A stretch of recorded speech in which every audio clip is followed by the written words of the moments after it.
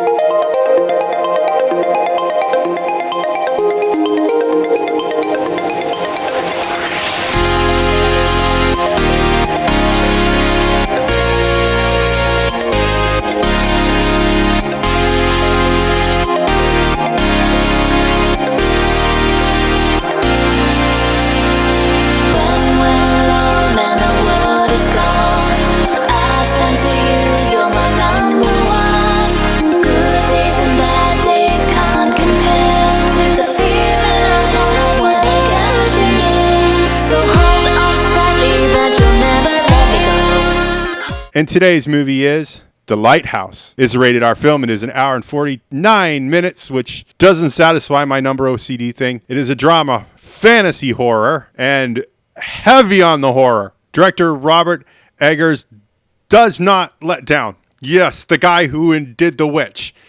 Max Eggers and Robert Eggers, I don't know if they're related, did the writing on this. It stars only 3 people. Willem Dafoe, Robert Pattinson, and Valeriia Karaman, if I'm pronouncing it right. Our production companies were A24, New Regency Pictures, RT Pictures, our distributor here in the good old United States of America. God bless America, land that I love, was A24. Our special effects were done by Brainstorm Digital, Creative Effects, Digital District, Legend 3D, Mel's, Special Effects Atlantic. I don't think we need to fast forward there, but if Temmie does it, I'm okay with it. And my thoughts on the film. Where do I begin? Other than slowly I turn step by step. I have to compare it to things that I've seen before, and not since Dawn of the Dead have I seen a black and white film that I love this much. It's just that beautiful and that simplistic. It's almost Hitchcockian in its simplicity. It's beautiful. Willem Dafoe and Robert Pattinson deliver a mind-blowing delivery at all points. And their vagueness of their characters just leaves your imagination to run wild. And an unchained imagination can take you to strange and bizarre places. What more can I say? It's just one of those things that you just have to watch to understand what's going on here. And to compare it to 2 recent movies, The Joker, where reality is bent to the will of the storyteller, this one just kind of like is like a little kid coloring with crayons. It jumps around. The story is just there, and then it's not, and then they're just all over the place. And madness abounds. And it's almost like Adrift. But Adrift is being alone, where you're questioned the boundaries of your personal reality in a time of great stress. This questions your cognitive abilities in a great time of stress, with two very hard-boiled characters that were at each other's throats to begin with, as Thomas Wake and Ephraim Winslow just almost clash from day one. And in a place where you can't escape each other. You're stuck in this lighthouse, and it's just, you can feel that it's going wrong from the very moment they stepped off the transport ship onto the island, as they didn't speak with anybody. There was no other characters. It was just them, and it's just creepiness. You just knew, like, when they didn't speak to the other people leaving the lighthouse, you know, that you knew something was wrong with these characters. And Willem Dafoe's reality bends and twists, and Robert Pattinson, his character's vagueness, and then the confessions of murder and stuff that he had done, not intentionally, but through an act of omission, just leaves you questioning. I think Robert Eggers can really stick this as another feather in his cap. I have such fond memories of The Witch, and I think that I'm probably going to have good memories of this as well, just because it's one of those films that really, really, really just takes you someplace and then drops you off, and you're stuck there, and you can't get away. You can't look away. It's the train barreling down upon you, and it's just so good. I do want to see what CinemaSins thinks, because, damn, this is one of those ones where you want verification that you felt this way and it was correct. You know what I'm saying?